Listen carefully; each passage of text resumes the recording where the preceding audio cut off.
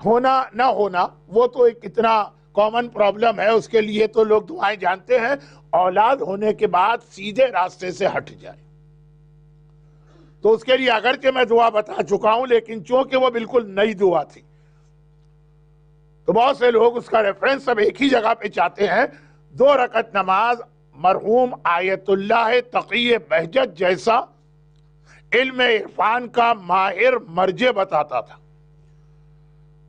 پہلی رکعت میں الحمد کے بعد 10 ٹائم سورہ ابراہیم کی آیت نمبر 40 خود سورہ کا نمبر ہے 14 اور آیت کا نمبر ہے 40۔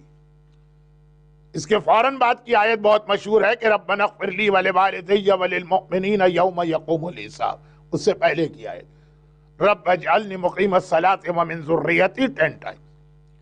اور سیکنڈ رکعت میں الحمد کے بعد سورہ فرقان کی آیت نمبر 74، سورہ فرقان 25 سورہ نمبر اور آیت 74، رب ہب لی من ازواجنا و ذریاتنا قرۃ اعین، اے خدا اولاد کے ذریعے میری آنکھوں کی ٹھنڈک عطا فرما 10 ٹائم۔